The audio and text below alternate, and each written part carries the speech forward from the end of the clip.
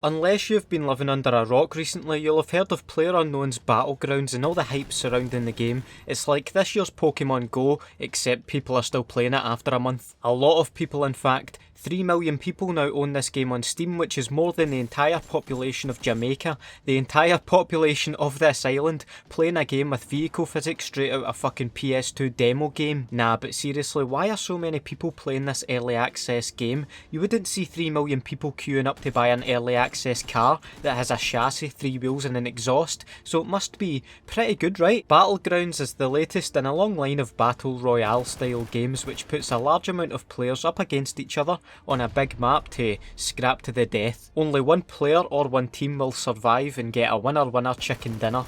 Nah, seriously, that's what you get for winning. They post it out to you. Battlegrounds has shat all over the competition recently.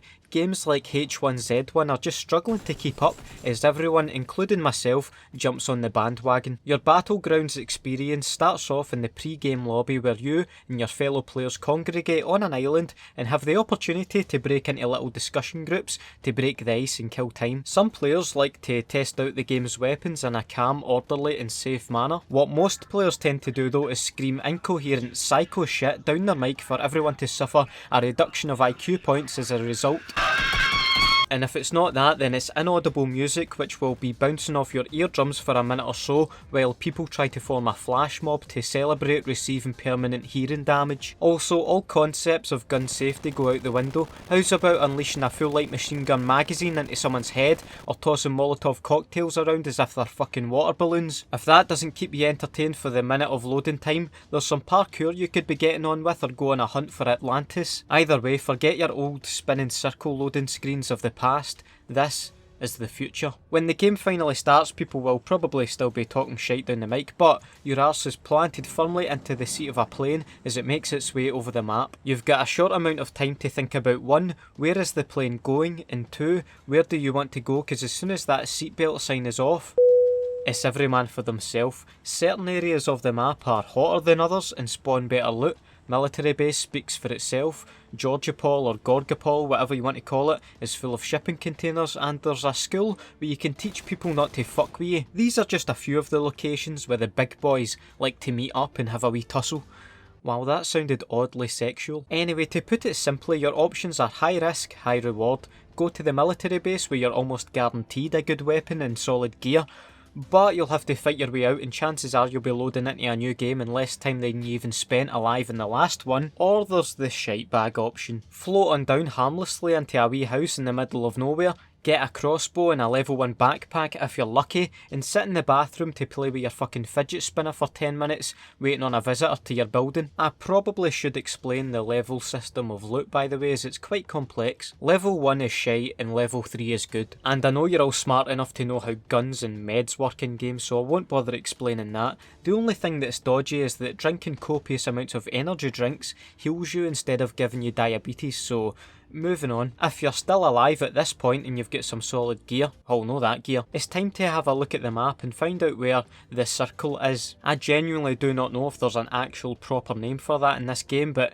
everyone just calls it the circle, so the circle it is. And you want to be inside of it, otherwise you'll die a slow and painful death. If you're already in it, happy days, fucking find a room or a bush and camp there all you want, but if you find yourself outside the circle, then you're most likely going to have to find a vehicle to get your arse in there. It's always interesting getting in a vehicle in Battlegrounds, knowing you could randomly flip onto your roof at any time, or if you're on a bike you could unintentionally get some airtime and plummet so hard into the earth not even a crate of energy drinks could fix your mangled body. So let's say you've made it to this point alive in one piece. The circle is closing in, there's about 20 people alive. This is when it starts getting tense. This is the part that people who haven't played this game don't get. They think it's just sitting looking around fields for half an hour hoping you don't get shot, but it's a buzz. It is, and I fucking love it.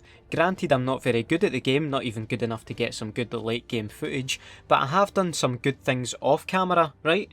Right? To be honest, that sounds like, oh, I kissed a girl when I was on holiday talk, but trust me, I know what I'm talking about. It's the late game. You're desperately trying to get into a position of power. You're left with no choice but to actually engage and fire your first shot in 20 minutes, but your coordination with a mouse and keyboard is that of a baby gazelle. You're all over the place. The mouse has slid off the mat and crashed through your fucking window. The keyboard has spontaneously combusted. You're trying so hard to get back in the circle. The blue death is closing in. Someone, probably the player you shot at earlier, is now shooting at you, but you don't know where from, so you decide to leg it, getting ever so close to the safe zone and dead. Time to queue up and do that all over again and again and again, and yeah, you get the point. This game is surprisingly addictive. Personally, I find the game a lot more fun when you're playing with a squad of friends, especially when your friends are semi-competent at the game, but maybe you don't have friends, maybe you're just an arsehole. You can squad up with a random group of people and be a hindrance to them instead. Overall though, how good is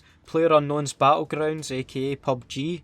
I think it's a good game if you're into camping for 20 minutes, which I am, so I enjoy it. Seriously though, if you haven't jumped on the PUBG bandwagon yet, get involved honestly, and if you're a console player, get stuck in when it comes to Xbox One later this year.